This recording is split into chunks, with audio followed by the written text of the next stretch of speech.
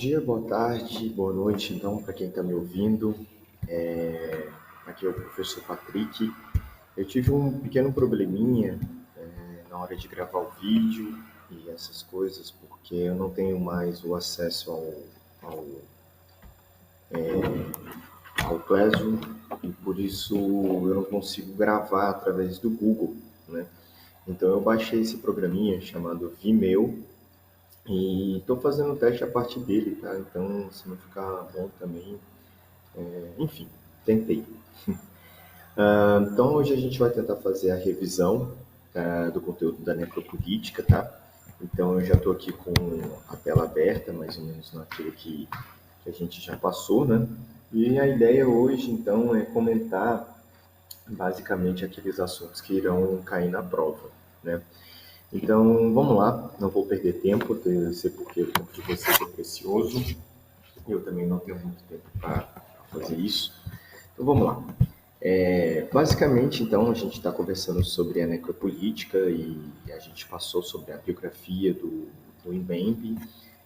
Dentro da prova, eu vou cobrar mais ou menos conhecimentos gerais a respeito das influências e tudo mais. Eu não vou cobrar especificamente que vocês saibam qual é o conceito que cada pensador influencia o Mbembe ou qualquer coisa do tipo, tá? Mas, de alguma maneira, já é importante também vocês perceberem que isso faz parte para compreender o pensamento do Mbembe, né? Falamos das obras e tudo mais, vamos direto para a parte que interessa, né? Que a primeira questão, que provavelmente vai aparecer na sua prova, vai exigir você destrinchar mais ou menos o conceito de biopoder e tentar mostrar qual a semelhança e as diferenças que a gente encontra no conceito de necropoder, tá? Então, o biopoder a gente conhece bem, veio lá do Michel Foucault, que tem a ver com o controle dos corpos dóceis dos indivíduos, né? Isso é o controle da vida, né? De uma certa maneira, que é dado através de um estado de controle, né? De um poder disciplinar que tem como característica controlar os corpos desses indivíduos, separando e determinando qual desses corpos tem tendência a morrer e tem tendência a viver, né? Pode morrer ou pode viver. No caso do Foucault, como eu disse, ele dá um realce um pouco maior nessas questões do biopoder. E por isso, ele parece que retoma esse pensamento, não trabalhando muito bem quais são de fato essas pessoas que morrem dentro do Estado, né? E até mesmo porque talvez não seja, né, não impacte ele ou coisas do tipo. Mas para o Mbembe, então, ele vai inserir esse conceito, esse mesmo conceito do biopoder, só que com a diferença agora, porque ele quer dar um realce maior para exatamente essas pessoas que têm a legitimidade de morrer, né? Que o Estado legitima a sua própria morte, né? Então, o Mbembe vai mostrar para a gente como que esse estado de controle disciplinar e esse biopoder, com essa biopolítica, né? Ou seja, com essa implementação não só do controle dos corpos, mas da determinação de quem vive e quem morre, sempre acaba recaindo nos mesmos problemas que é o negro, né? Se a gente parar para pensar quem é o criminoso, quem é o fora do padrão, quem é o que não tem outra lógica, enfim, aquele que deve ser descartado, aquele que não deve ser escutado, aquele que deve ser menosprezado, né? Então a gente sabe muito bem que o necropoder ele quer ressaltar exatamente a questão racial, né? Que tem origem lá na colonização moderna e tudo mais, e vem chegando até hoje, nos dias atuais, ainda com resquícios, né, de racismo e essas coisas. Tá? A segunda questão que a gente pode trazer é, com certeza, como é que se dá essa legitimidade do necropoder, né? E a gente sabe muito bem, né, eu expliquei isso várias vezes dentro de sala de aula, que a legitimidade do necropoder se dá em cima de um conceito chamado racismo, né? Então, o racismo, o que vocês têm que entender é que o racismo não é um caso isolado, o racismo não é um problema pontual, não é uma coisa que acontece em um lugar e não acontece em outro, né? O que o Mbembe quer mostrar para a gente é um conceito moderno, contemporâneo, melhor dizendo, do racismo estrutural, ou seja, é um racismo que ele se encontra em todos os lugares, em todas as facetas, não existe um momento que ele não se expresse, porque é um racismo que mostra, na verdade, como se estabelece o status quo, né, da sociedade. O status quo é basicamente como que essa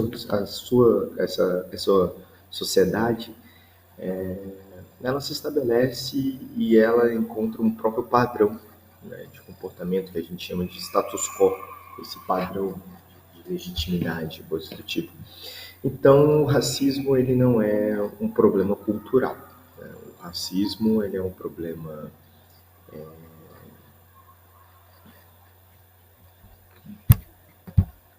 o racismo ele é um problema estrutural que aparece, né, em diversos momentos da nossa vida e que ele se estabelece exatamente para justificar, né, a morte dessas pessoas, né? Então, o que justifica, o que dá legitimidade ao necropoder e à necropolítica é o racismo enquanto uma lógica de política, enquanto um pensamento que tem legitimidade, que exige legitimidade, e que coloca para a gente uma relação dicotômica entre o dominado e o dominante, né? Ou pelo menos aquele que tem o direito à vida ou aquele que tem o direito à morte. Substituindo nesse sentido a luta de classes, né, que é o grande problema do marxismo, por uma luta racial. Assim, não é que o problema de classes tenha superado, a gente tenha só que resolver as questões raciais, mas com certeza, se a gente for tentar colocar a luta de classes como centro, é impossível colocar a luta de classes sem considerar a questão racial, sem considerar a luta racial, né? Então, é exatamente esse sentido quando a gente tem a incorporação da guerra dentro da política e esse outro, né, o negro, no caso, é colocado como inimigo justamente pelo racismo, né? E essa incorporação da guerra dá a essa ideia de morte do negro a uma legitimidade, né? O que pode ser compreendida como a ideia da legítima defesa, porque já que existe um conflito interno dentro do Estado e o inimigo é o negro, então, se eu matar o negro, eu evito a minha morte e por isso estou fazendo um bem, né? Então, é por isso que é compreendido como legítima defesa. Tá? Outros conceitos também que podem aparecer na prova é sobre a ideia de estado de exceção e estado de sítio, né? Uma das coisas que a gente tem que entender sobre esses dois conceitos é que os dois se relacionam com uma medida de, obviamente, né, de implementar a morte do negro. O estado de exceção, no caso, ele é compreendido como um estado de direito, né, no qual, como o negro, o Estado, melhor dizendo, ele não só mata o negro, como é o caso do estado de sítio, no estado de exceção, é a ideia que o Estado deixa morrer, né? Enquanto que no estado de sítio, então, a gente tem um estabelecimento nitidamente de um conflito, de uma guerra, e é nesse momento que a gente tem a implementação de uma LGO, que é uma lei de garantia e ordem, né? Coisas do tipo que geralmente acontecem em favelas, né? Inclusive, há um tempo atrás foi exatamente nas eleições de 2018, enquanto que várias favelas do Rio de Janeiro estavam sofrendo intervenção militar. Então, essas intervenções militares estabelecem dentro desses lugares um estado de sítio, um estado, então, que permite o direito à morte dos cidadãos, das pessoas, dos negros, melhor dizendo, perante o Estado, né? Então, o estado de sítio é a ideia de que São esses lugares, então, que são permitidos o Estado entrar armado e eliminar as pessoas, aniquilar de uma certa maneira, sem sofrer nenhuma represália ou coisa do tipo, né? Porque está justificado. Enquanto que o estado de exceção, então, é essa ideia de que não é o que o Estado mata, mas ele deixa morrer, né? Então, é incorporado como a ideia de não oferecer uma saúde de educação, né, uma saúde de qualidade, uma educação de qualidade, oportunidades de emprego e coisas do tipo, né? Então, o Estado não só mata, como ele permite morrer, ele deixa morrer, tá? Então, é um conceito muito importante aí que a gente precisa entender. Sobretudo, no final, é impreciso, assim, eu acho que de todas as questões a gente já falou um pouco, né? Mas o que é preciso entender também é a relação do racismo com a nossa vida cotidiana, né? Então, uma das coisas que eu tento ressaltar, pelo menos na minha prova, é muitos esses vídeos, né, que a gente viu aqui para tentar identificar o racismo e como que ele se mostra no nosso dia a dia, tá? Então, basicamente, as 4 questões da necropolítica estão respondidas aí. E dentro desse conceito que a gente trouxe, né, tanto da diferenciação entre biopoder, necropoder, a legitimidade da necropolítica e a diferenciação de estado de exceção e estado de sítio, tudo isso vai estar relacionado também com questões interpretativas, tá? Então, basicamente, da necropolítica é isso que a gente precisa conhecer. Vamos então agora para a questão das cartas, né? É por isso que estabelecemos um estado caótico, né? Repressor, opressor, nesse sentido. Então, no finalzinho, ele já vai caminhando para a gente sobre a questão da natureza humana, e aí ele mostra claramente o seu pessimismo, né? O Freud vai falar para a gente que existem 2 pulsões, né, na nossa existência, a pulsão de vida e a pulsão de morte, sendo que a pulsão de vida é Eros, né, compreendida como erótica, inclusive até mesmo quase levada ao campo do sexual, e a pulsão de morte, que é Thanatos, né, que é essa ideia de destruição. Para Freud, a pulsão de vida e a pulsão de morte, elas acontecem simultaneamente. Elas não podem acontecer de maneira isolada. Uma depende da outra, uma tem relação com a outra, principalmente se entende essa questão sexual, mas também de autopreservação.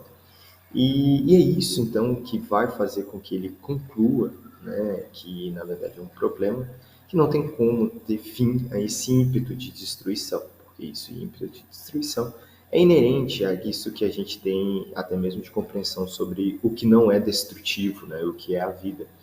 Então, bem complexo essa percepção, dá para perceber nitidamente, então, esse negativismo, né, esse pessimismo do Freud. Indo agora para a carta do Hitler, do Gandhi para Hitler, o que é importante, por isso eu até leio, né, nessa primeira parte, é esse pedido, né, que o Gandhi vai fazer para o Hitler, quase que exitoso, né, porque apesar de várias pessoas,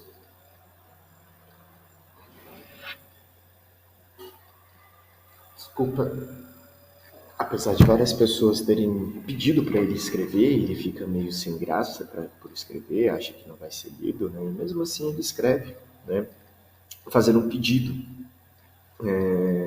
mostrando então que esse caminho da guerra é um caminho sem sentido, né? E por isso, então, ele tenta colocar até mesmo o seu próprio exemplo, né? Aquilo que ele fez, né? Em vez de usar a violência, porque a violência só vai gerar algo contra si, né? Mas aqui nessa primeira parte, né, ele vai trazer primeiro esse pedido, esse grande pedido de parar com a guerra, parar com o conflito, porque ele é o único que pode fazer isso, a guerra é problemática e tudo mais. E na segunda carta que de fato ele apresenta um pouco mais as suas ideias, né, pode dar exemplos, então, inclusive faz duras críticas, né. Então nessa segunda carta aqui eu acho que ele estava mais pistola, vamos dizer assim, né. Que a ideia aqui é mostrar como ele vai basicamente usar o seu exemplo de como que ele fez para vencer, de uma certa maneira, o imperialismo inglês, E o que o Hitler está fazendo é impróprio de orgulho da humanidade, principalmente da sua própria sociedade, né? Ele vai mostrar que não está deixando nenhum legado, né? Pior, as pessoas vão ter desprezo dele, ninguém se orgulharia disso. E fazendo a guerra, ele só traz a guerra para si, ou seja, em algum momento ele vai ter um inimigo que vai usar a mesma ferramenta contra ele.